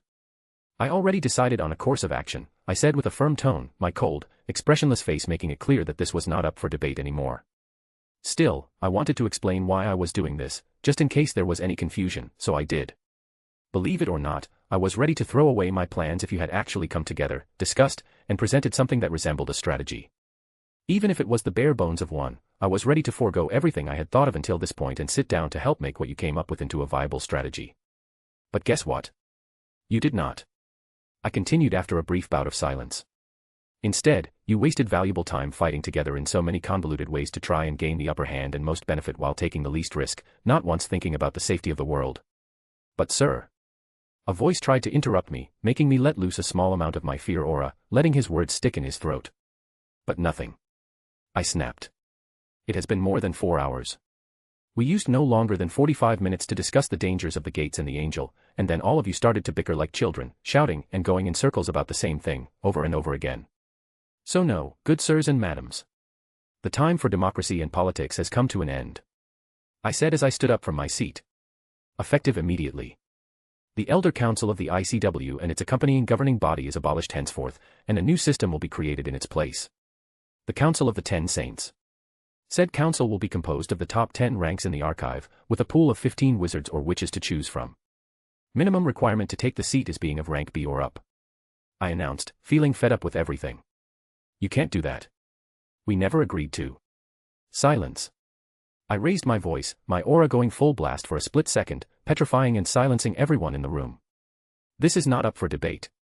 You have proved yourselves incompetent and thus lost the right to voice your opinion. You want a seat? Get stronger and take it. That's enough, Albus. Nicholas interrupted, and I blinked a few times and took a deep breath. Still, I continued. As of this moment, there are 4 people in the world who are qualified, or barely so, me, Sir Nicholas, Madame Perenelle, and Gellert Grindelwald. You cannot, Albus. Madame Perenelle said. Gellert is a Dark Lord. And yet he is the only one aside from us who has enough power and knowledge to make a difference in the face of the upcoming turbulence. Albus, surely you know that this is not the only path. But that's the thing, Nicholas. It is the only path. I pointedly said. I gave them a chance to let go of their greed, their lust for imaginary power and benefits that will be obsolete by this time next year, yet almost none of them even thought of thinking of the big picture. I know you are angry, Albus. Madame Perenelle sighed softly and said, but. That's the thing, Madame Perenelle. I am not. I corrected. I am just so deeply and thoroughly disappointed. I stopped talking for a second, letting them believe I was considering what she said, but then shook my head. 60%, I slowly said. That's the most optimistic percentage I could come up with if we united and tried our hardest to go through whatever the new world throws at us. Surely not, Albus. The couple gasped. There has to be another way. If there is, I can't find it. I simply shook my head, a solemn expression on my face. And since I can't find another way, I have to try my hardest to preserve what I could. But Albus, surely we can come together and think of another way. We can. After the new system is in place, I agreed with her. Albus, the consequences of this might be more severe than you think. I stopped talking and took a deep breath. Closing my eyes for a second before opening them and looking directly into Nicholas's eyes. Answer me this one question, Nicholas. Just one honest answer, and I will retract everything I just said and apologize to everyone here individually. He looked at me, his youthful face marred by a small frown, and inclined his head in agreement. Would you trust these people here with our future? Can you honestly say that you trust our lives and the future of magical children into their hands? Nicholas looked at me, then closed his eyes. His body slumped back into his seat as he let out a long and tired exhale. No, he answered. No, I would not. And that was it. That was the final blow every attendee here needed to finally grasp the finality of the situation. The chaotic mixture of emotions I sensed in that moment said it all. Shock, fear, hurt, exasperation, grief, anger, resignation. So many different emotions filled the air, yet not one of these people said anything. Now you see my point, I concluded, cementing my argument. Well, those who try will be forfeiting their life. I shrugged, showing a thoroughly uncaring expression. I don't need to remind everyone here that Gellert is free and as of now a new member of the new council of the ICW. He will be the one to deal with infighting. That could lead to thousands of deaths, Albus. Madame Perenelle argued, standing up. Let me be the one to handle this instead. I caressed my eyebrows to ease the headache I was starting to feel but conceded to her point all the same. As you wish, madam, but let it be known that should the current peace be disturbed by some wannabe with an overgrown ego, they shall receive no mercy. Naturally, Nicholas said, agreeing with me. We are trying to save our world, so any disturbance will be met with lethal consequences. We have no margin for error or mercy. All right then. Now that we've settled this, let's start talking about how to handle the consequences of the gates, their exploration, etc. Okay, let's do that. Nicholas said as he gestured for me to sit down. Feel free to participate if you have anything useful to say, he then said, addressing the silent crowd. All right, now we are going somewhere. 2 hours later, a new public announcement shook the wizarding world. The news of a new governing system came abruptly and made people's heads spin in shock. The fact that the new system still needed 6 people to fill the posts, as well as the requirements, was surprising. It lit the fire of ambition in almost everyone who read it. The simplicity of the choice-making process was what got people going. 15 candidates. 10 seated and 5 in reserve. Everyone could be in it. It didn't matter what one's origin was or their political weight. All that mattered was being one of the most powerful wizards or witches alive to get a seat. This, of course, led to a new sort of frenzy. It forced those not yet connected to the archive to race for it. By the evening of October 16th, less than 5% of the wizarding world population were unaware of the news, and by the afternoon of the 17th, the number fell to less than 1%. Of course, not all reactions were positive, but the threat of fatal consequences for those opposing the change made sure the dissatisfaction stayed verbal and contained, for now. Yes, he truly was looking forward to it. Maybe he would get more thorough information about the new world and, for once, by himself, see how different that world was.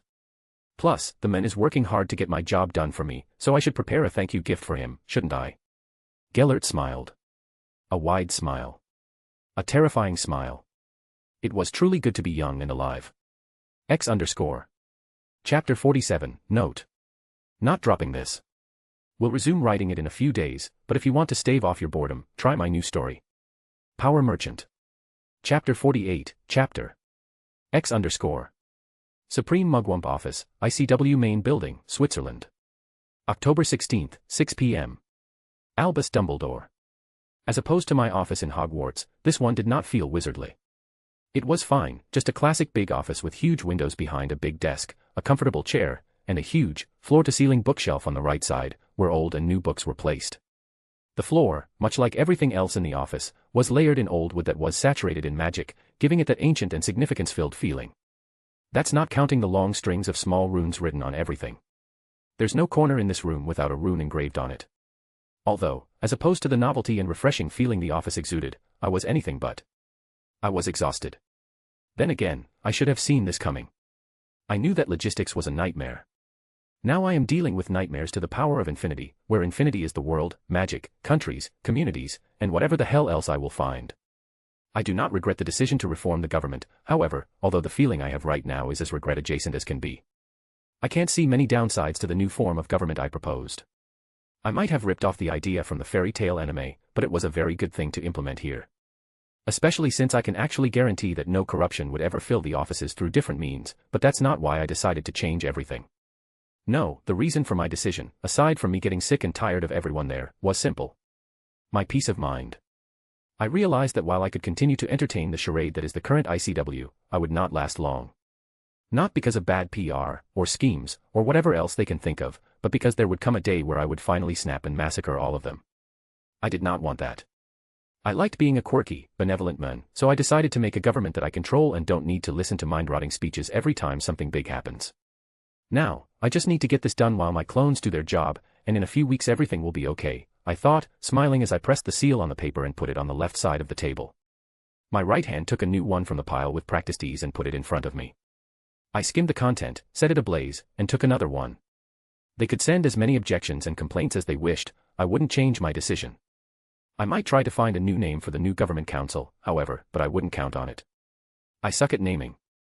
It's why I plagiarized the fairy tale thing in the first place. I named a phoenix fox for Merlin's sake, that should have been the first clue. Ugh, this is gonna take all day, I complained as I stamped another paper. Bye-bye, sleep. Hogwarts, Roar 7. October 18th, 10 a.m. Cassius White/Black.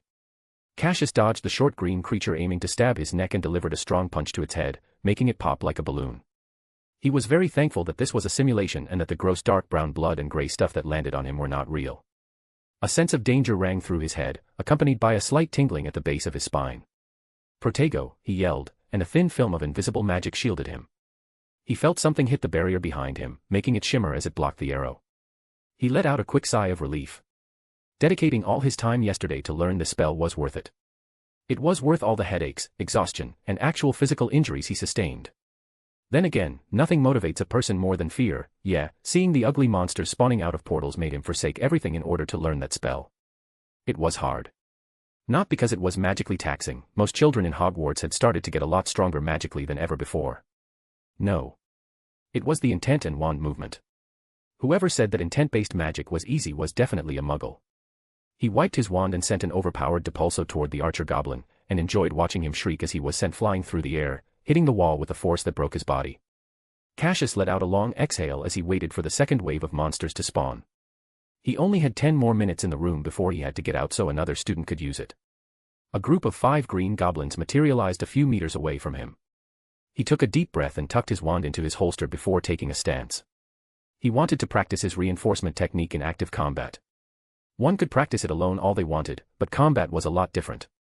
He met the charging goblins head-on, ducking the wooden club swinging his way as he threw a near uppercut, popping the head of the lead goblin off. He followed that with a straight jab of his other hand, which pushed the other goblin back. What happened next was him kicking the shit out of the monsters, trying very hard to keep his reinforcement technique up while doing so. Ugh, he grunted and fell on his arse as the monsters vanished into motes of light. His scratches, tiredness, and mental exhaustion slowly left him with each breath he took. He wished he could stay a few more minutes, but the insistent buzzing sensation at the back of his head told him otherwise. There was already someone waiting to use the room. Well, I'll just have to be content with using mental simulation, he sighed, stood up, and started walking toward the exit. The door opened, and he came face to face with Neville, Harriet, Hermione, and Susan Bones. Cassius, so you were here all along? Neville asked as he walked toward him, pulling him into a hug. I haven't seen you since yesterday. Where have you been? I kind of slept on the common room couch when I arrived late yesterday, then woke up early today and have been training in different roars, he explained awkwardly. Oh. Neville let out a sound as he nodded in understanding. The monsters freaked you out into training more, didn't they? Yeah. He admitted quietly. You're not the only one, Susan said. You'll probably see a lot of students sitting everywhere and practicing one thing or another in mental simulation. I know, he smiled. The roars have never been busier. Ha ha ha, yeah, Neville laughed good-heartedly. Almost everyone is freaking out and channeling that into training. Professor Dumbledore not being here kind of adds to that too, Hermione added. Harriet just stood there silently, watching him like he would do or say something that might incriminate him. He really didn't know what he was thinking when he agreed to that dead ROBs, ugh, let's forget about that. He was a horny teenager. Of course he was thinking with his small head. Yeah, making another government would make anyone busy, I wager, Susan joked. Haha, yeah. I still don't know why he did that, Cassius agreed with her. He had not missed how a lot of new things popping up in his reality were a lot similar to fairy tale. To make it easier for us in the future, I wager, Harriet finally decided to participate. Yeah, but Aunt Amelia did not seem happy with the news though. I got the impression that Professor Dumbledore's decision was not appreciated by a lot of people. Of course it wasn't, Cassius scoffed. He just effectively abolished almost every pillar of our society's governing structure. Yeah. Did you see the new requirements to take a seat or even a normal job in the ICW? Yeah. The requirements are constantly updating. From general knowledge, to laws, to power standards. You know what I like most about this though? Hermione asked, gaining their attention. It's the fact that no position grants unilateral power over anyone. You want to become a saint? You have to be so strong and knowledgeable that you actually have to be the best of the best. She stopped and took a breath. And that's not all. The best part is that there's no guarantee you'll actually keep your position for more than a year. Yeah. You have to keep being the best if you want the seat. Oh, and that's not all, she continued. Normal office jobs also come with a lot of magical contracts and requirements. He effectively made corruption in governing bodies close to zero. It's great, isn't it? Of course it is. Now no one can blame the government for their circumstances, at least. Hey, can we get to practice? Harriet interrupted impatiently. We won't stop talking about Professor Dumbledore if we keep this going. Yeah, let's get in, Neville agreed. Want to join us, Cassius? Cassius stopped, looked at them, and then shrugged. Sure. Let's go. At least he would get to practice more and see his friend's abilities in action, as opposed to just seeing the ranks. He turned around and walked back into the room, the rest following behind him. Once they were standing in the middle of the empty stone room, the default setting he had chosen the roar to appear as, he turned around and asked, So? What are we fighting? Monsters, of course, was the instant reply he got from Neville and Susan. That girl is a battle maniac too, huh? He thought as he saw the excited grin on her face. The redhead, much like everyone else, was wearing Hogwarts-themed gym clothes that did not help in concealing her sizable assets. Really, he was doing his best not to stare at them. This could be helpful in helping me adapt to distractions on the battlefield, he thought, trying to hypnotize himself. A better option than appearing like a pervert, he decided. Neville Longbottom. Neville stood in the middle of the group as the surrounding environment changed. They found themselves standing in the streets. Buildings everywhere, and a big blue circle that looked like someone had punched space and succeeded in leaving a gap hovered a few meters ahead of them.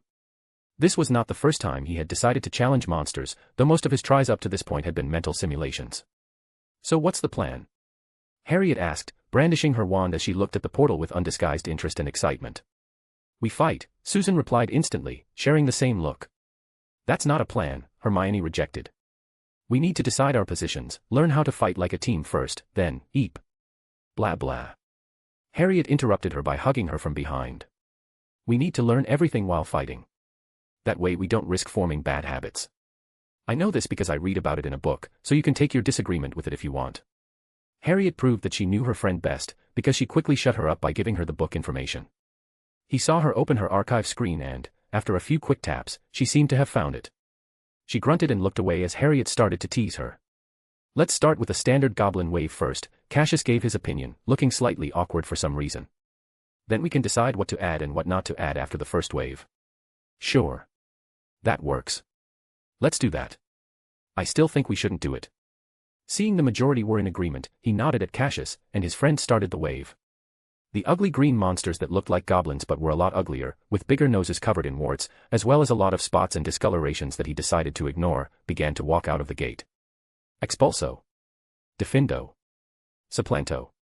3 spells whizzed past his head, making him blink. He was still assessing everything and taking in the situation, but the girls didn't seem to care. They unleashed their spells one after another, either cutting the goblins into pieces or blasting them into smithereens of blood and gore. He shuddered slightly and shared a look with Cassius beside him. Yeah. It was better not to think about it. He flooded his body with magic, enhancing his strength, speed, and durability thanks to reinforcement. Mana zone, he mentally intoned, and suddenly he was aware of everything happening in a 3-meter radius. Those 2 techniques had come naturally to him, just like hand-to-hand or swordsmanship had. He gave Cassius one last look, nodded, and launched himself toward his target. His friend wasn't far behind, as he too followed him, deciding to fight physically. It was not that he didn't have talent for casting or that he didn't know any spells. On the contrary, he knew almost every spell in their first-year curriculum as well as half of the second year. No, he just preferred fistfighting. There was just something deeply satisfying about punching an enemy. He felt his blood sing as he delivered a roundhouse kick to one of the goblins, adjusting minutely before following it with a flurry of punches to the rest of the monsters that were coming his way. "Neville, duck." He fell to the ground as he felt something dangerous coming from behind him. It was only once he was down that his brain computed what he had heard.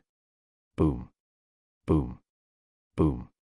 He felt blood and gore drench him and looked back to see Susan pointing her wand his way, not his way, but the monster's way, he corrected, though that didn't help, because that bloodthirsty smile she had on her face was doing something to him. He didn't stay down for long. He jumped up and followed Cassius, who had overtaken him. Meliphors. Meliphors. He raised his eyebrows in surprise as he saw Cassius popping the goblins with pumpkin heads using punches and kicks, dancing around the spells in a way that seemed like he was predicting where they were coming from. That was not it, though. He noticed almost instantly how Cassius's eyes roamed around the battlefield with every move he made. Now that's battle awareness, he complimented him as he decided to follow suit. He quickly learned, though, that said battle awareness was a lot harder to train when you had to predict 2 bloodthirsty maniacs of girls with more magic than sense. He hopped to the left, dodging another cutting spell that would have absolutely taken his arm if he hadn't moved.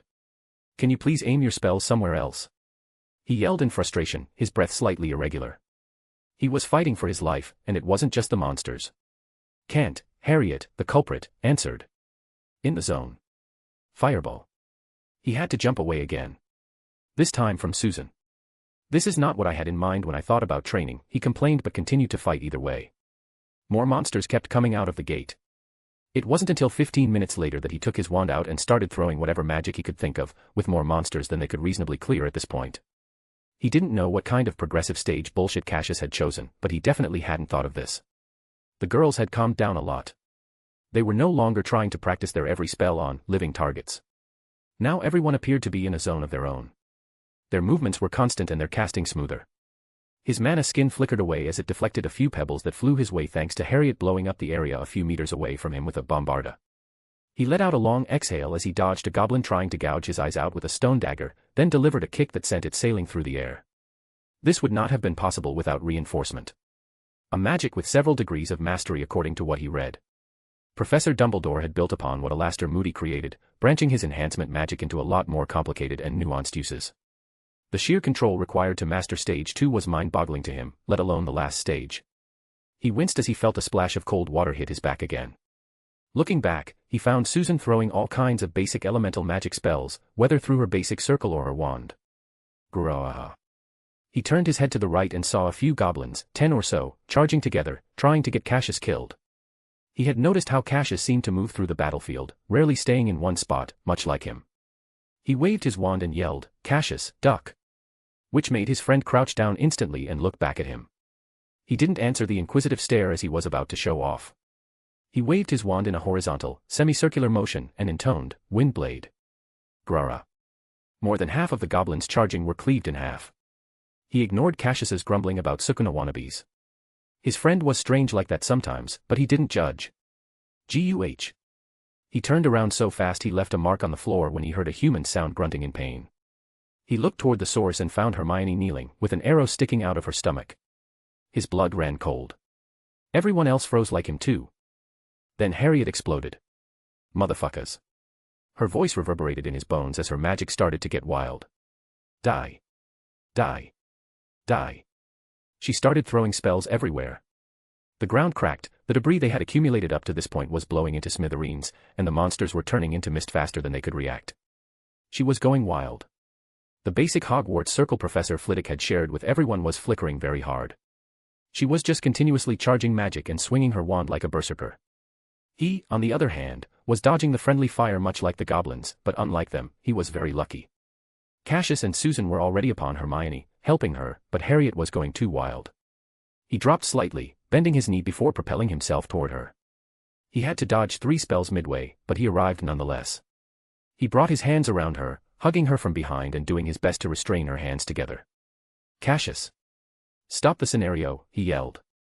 He grunted in pain as Harriet thrashed in his hold. Her magic felt like it was metaphysically punching his own. Weird, but he could take a punch. "Hey. Hey, it's okay," he whispered as he held her closer. "Hermione's okay." It took him a minute, but Neville managed the impossible. He managed to calm down a girl. This has to be some kind of accomplishment, he thought, but kept his mouth shut. Can you let me go now, Neville?" Harriet's soft voice snapped him back to reality, and he hastily let her go. She quickly went to check on her friend, and he followed moments later. Soon they were sitting in a circle. Hermione was still quite shaken by what had happened, her face slightly pale and her lips a little quivery. "Hey, Nev," Cassius said in a not-so-hushed voice. He turned his head and raised an eyebrow at him. "What was that windblade spell you used? Where did you get it? Did you make it?" "Ah, no." He shook his head. "That was a spell from Professor Dumbledore's repertoire. You know, the long list of spells, disciplines, magics, and stuff he knows. Why are you looking at me like that?" What?" Cassius was taken aback before he schooled his shocked expression. "Ahem, never mind that. I just didn't think that's how you learned your spells. How else am I supposed to learn them?" he asked, looking at his friend as if he was an idiot. "You know most of the professor's repertoires are open to us so we can learn from them, right? It says so in that small note that you get when you click on their profiles." Now they were all looking at him like he had grown a second head. "What? That's actually a very good idea," Hermione voiced out excitedly, completely forgetting her near-death experience, it seemed. "Why didn't I think of that? That would have reduced so much time spent researching new available spells." He tuned her out. She was going to be talking for a few minutes at least, so he let her be. He turned his head and saw Cassius smiling softly as he listened to her. Ah. Like a light bulb in his brain, he figured out what had happened. Smooth, Cassius. Smooth. October 18th, 10 a.m. Vatican, Italy. Dumbledore's Clone 1, John. John was one of the 7 clones Albus Dumbledore created 2 days ago. These 7 clones were each created for a specific purpose, some to take care of nuclear weapons around the world, some to take positions of power, etc. John was designed to take the position of the saint. A very Dumbledore-like approach. He can't trust people with power unless personally vetted or equipped with dead switches. John of course knew that, no matter what argument one could make about clones, his existence was just a temporary fix the main body was using while ironing out the details for his divinity, new government, new powers, and a whole lot of stuff. Now, one might wonder, John, how did you join the church so easily? The answer is one word, Slavial. He just came and escorted John toward the cathedral, introducing him to the bishops and all manner of men of faith. It was really simple. He was like, "This is John, the new saint the Lord appointed to guide you through these troubling times." Still, despite how easy it was for him to take a position in the church, he didn't like what followed. He had agreed to do a live interview before the appointment ceremony, which would be tomorrow. Now, he was sitting in his private quarters. A place fit for a saint such as I. Okay, he was getting too into it, but the place was truly gorgeous. The high arched painted ceiling that made it look like an angel was actually coming out from between the white clouds. The huge golden chandelier that went perfectly with all the golden highlights of the decorations. It was far too golden, yet for some reason it didn't feel gaudy at all. The huge bed further down the big room, one that was obscured by big curtains, the seating area where a big sofa as well as 2 armchairs formed a semicircle around a dark wooden coffee table. The large wooden bookcase right across from the sofa, one with a lot more books than one would expect. Of course, the best thing about the room was the ambience, which he took full credit for, seeing as he had enchanted the room with his bright Lord essence to make it feel holy and peaceful. Knock knock. Come in, he said, his voice gentle, almost melodious. This was a voice engineered to be the most soothing anyone ever heard. It was an enchantment the main body had added to his very being. St. John. Your Holiness, forgive my interruption, but they are calling for you, said a soft, feminine voice, the nun who attended to him, Maria, as she opened the door. Nothing to forgive, sister, nothing to forgive. He smiled and stood up, brushing his white robe, and started walking out. Let's not keep them waiting. He made sure to keep exuding just enough power to make whoever looked at him enter a trance and feel peace wash over them, which in turn made a slightly visible golden aura-like outline on his figure. They walked through the stony halls, a comfortable silence falling between them. They saw different members of the clergy, but most of them became tongue-tied by his aura. They arrived at the designated room. A big reception room, where a whole studio had been set up. There were a lot of people and noise, but as soon as he entered the room, it was as if someone had put a silencing charm on everyone. Nobody talked. He simply smiled softly and greeted everyone. They returned the greetings, of course, but the voices around started to become a lot more hushed. He quickly found his seat for this interview, which then took the TV crew more than 10 minutes to get used to filming properly instead of just watching him. One would think he was made to be the most handsome man in the world. One would be wrong. John the clone was the most plain-looking average guy one could find. Brown hair, brown eyes, and just normal features. Welcome, St. John, sir. The young reporter seemed nervous as he greeted him. He showed a warm smile and grabbed the man's shoulder while shaking his hand. Welcome, young lad. What's your name? Oh, my name is Justin Bellinger. It's nice to meet you, sir. They shook hands and talked for a minute, getting him comfortable enough just so he wouldn't blubber on screen. The filming started quickly. Justin signaled for his team to set up the camera and connected the interview to a live broadcast. Hello everyone, this is Justin, WWN Live. He started the introduction, smiling and talking smoothly. John wasn't paying attention to any of this, however, because he was having a mental talk with Slaviel. His dear angel was currently in Germany, where a large number of men of faith, as well as other unsavory people, had tried to get ahead of them by declaring John's title of saint inadmissible. Of course, Slaviel would not let this happen, and John was currently stopping him from killing everyone there. Let's start from the top. Can you introduce yourself to the world? Justin asked, bringing his attention back to what was happening. My name is John. Just John. I am the current saint, he introduced himself to the camera, smiling. Mr. John, then. The church and you have just now claimed the title of a saint. Is there evidence that proves your claim to the title? A good question. He gave Justin an encouraging nod because he could see the reporter getting a lot more nervous the more he read the question. The answer to that is rather simple. I gained the title of a saint because it was bestowed upon me by the Almighty. But how? Was there a revelation of some kind? A miracle? Something else? Well, the angel came to me and bestowed upon me the title, as well as the ability to receive the word of our Lord above.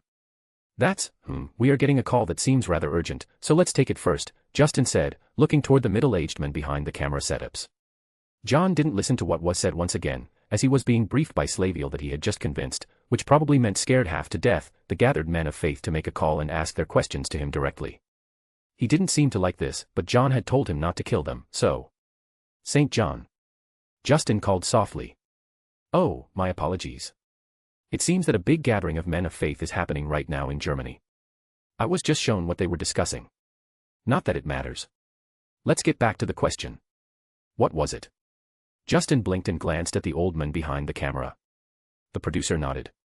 Well, St. John, the question was once again about evidence. The church and the world at large have not seen a saint in centuries. People are asking for concrete proof, a miracle. His voice trailed off. Ugh, again with the proof, John complained inwardly, his face showing nothing but his ever-present soft smile. Faith was supposed to be belief without seeing, but then again, it's not like they practice that now, do they? The angel of the Lord was not proof enough, huh? He tilted his head, as if questioning their audacity. There are people saying that the last few days have opened their eyes to a far wider world than the one they knew, and questioning if the angel was some kind of magic or... Justin stopped and stared at the producer, like he couldn't believe what he was reading. John guessed not everyone was informed about magic yet. He hummed, getting Justin's attention back to him. Let me ask you something before we return to the topic of proofs and miracles. What stops those who are asking for proof from asking again? What do you mean? I mean, what's stopping people from asking for miracles again and again? It's not like I am here telling you to believe either way. You are not. Of course not. Do you know how many people believe in different things? There has only ever been one God, yet you can find so many different understandings of him around the world, can you not? Justin didn't answer.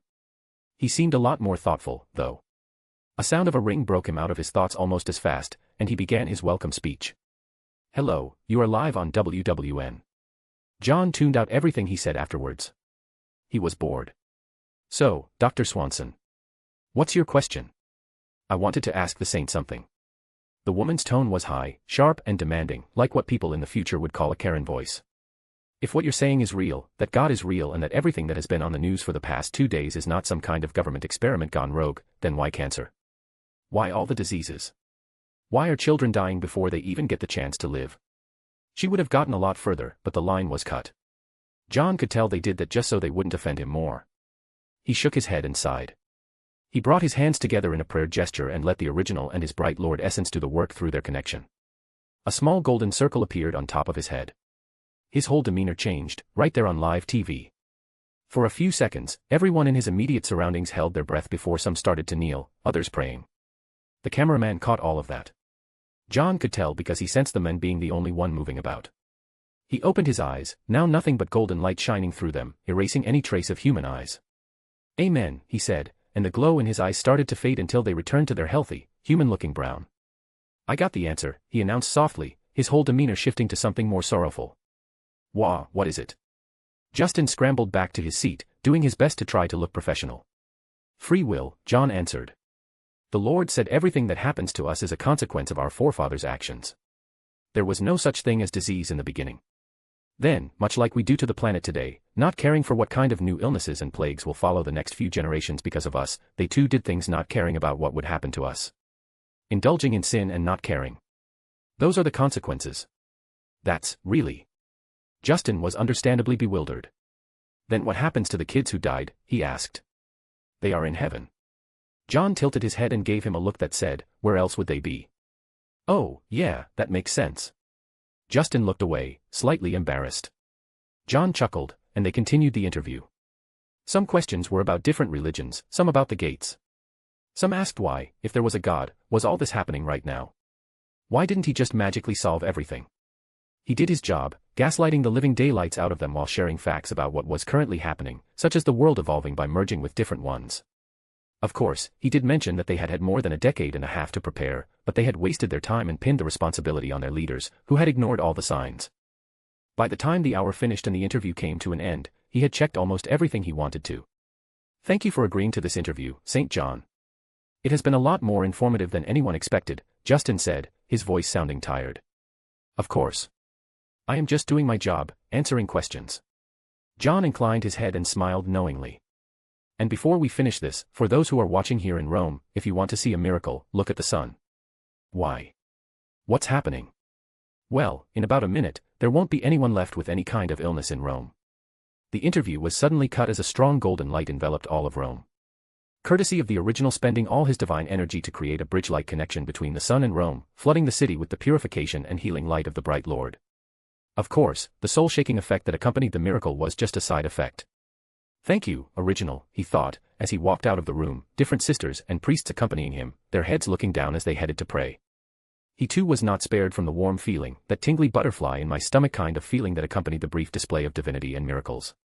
Same time, ICW Building, Supreme Mugwump Office. Albus Dumbledore. I slumped back into my chair, my mental exhaustion shooting through the roof. Using divinity to manifest a miracle while not having miracles as a domain was exhausting. It was only thanks to me having the reactor core of my Archmage essence that I could even function right now. Exhausting divinity is a lot different than exhausting magic or any other energy. divinity, by design, is a higher level of energy and authority, so the consequences of exhausting it are a lot harsher. I pity those gods. I snickered as I felt my divine energy reserves regenerating by the second.